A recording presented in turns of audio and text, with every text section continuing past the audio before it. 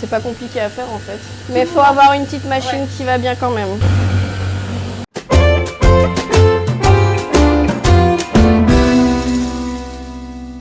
Bonjour à tous et bienvenue dans la rubrique à table, la rubrique des gourmands et des gourmets. Aujourd'hui, direction Sireuil, à l'Arche des Saveurs, et on va aller faire de la pâte à tartiner. Allez, venez.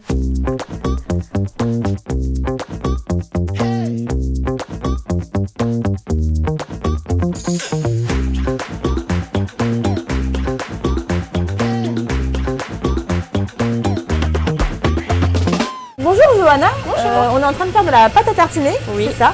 Vous avez repris la boulangerie-pâtisserie l'Arche des Saveurs il y a 1 an et demi, c'est ça, à Oui, Sireuil. à Sireuil. Donc vous êtes pâtissière. Oui. Voilà. Mais vous avez décidé de faire aussi de la pâte à tartiner. Racontez-nous un petit peu pourquoi la pâte à tartiner. Parce que j'adore ça et que j'ai décidé de créer ma pâte à tartiner avec mes ingrédients et voilà, avec ma façon de faire. Donc vous avez élaboré vos recettes vous-même. Tout à fait. Et on n'a pas peur parce que la pâte à tartiner c'est un produit quand même que tout le monde fait, Oui. qu'on trouve partout. On ne citera pas les grandes marques, mais il y a quand même une marque qui est le best-seller et que tout le monde aime parce que c'est le goût de l'enfance. Oui. Pourquoi vous vous êtes dit je vais aussi faire ma pâte à tartiner? Vous n'avez pas eu peur qu'il y en ait trop sur le marché? J'ai même pas réfléchi à ça. En fait, je me suis simplement dit, moi, je vais faire mes petits produits à ma sauce.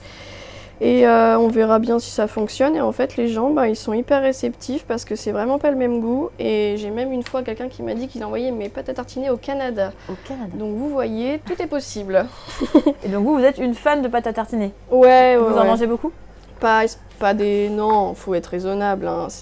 Par contre, c'est des produits désucrés, moi, que je fais. Et donc la pâte à tartiner qu'on retrouve donc en pot à tartiner sur du pain, mais aussi dans vos pâtisseries, c'est ça? Oui, tout à fait. J'utilise dans mes pâtisseries quand je fais des gâteaux type... je peux faire tartelette avec des fruits secs, du chocolat et je rajoute de la pâte à tartiner pour un petit twist, quoi.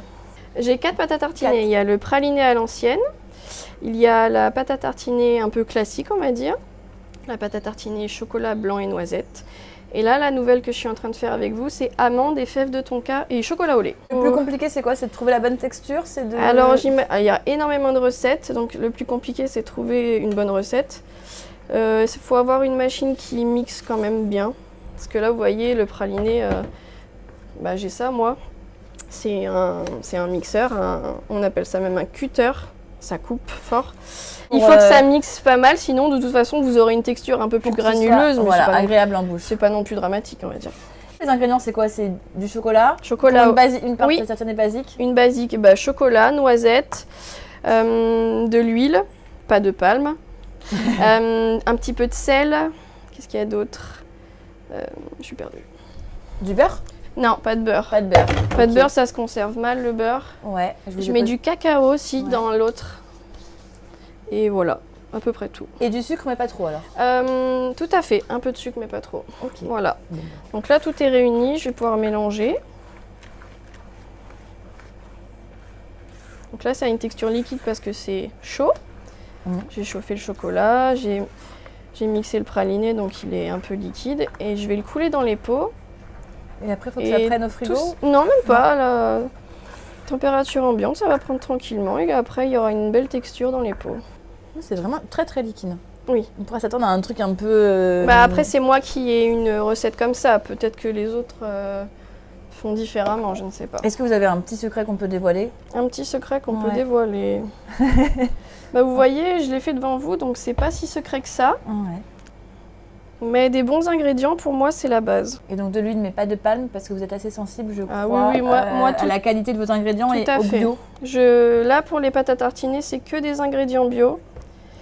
Et que des choses le plus naturel possible, en fait. Alors oui, c'est de la gourmandise, mais c'est de la gourmandise qui peut être plus saine, pour le coup. Un pot de pâte à tartiner, c'est combien chez vous? Celui-ci, il est à 9,50 €. Parce qu'il a des ingrédients, enfin en fève de tonka par exemple. Oui, le chocolat, de toute façon, le chocolat est devenu aussi coûteux. Les ingrédients sont bio, donc voilà. Et donc on les trouve vos pots chez vous, à l'Arche des Saveurs à Sireuil? Oui, tout à fait, dans la boulangerie à Sireuil. D'accord. Également à l'espace Beaulieu à Angoulême.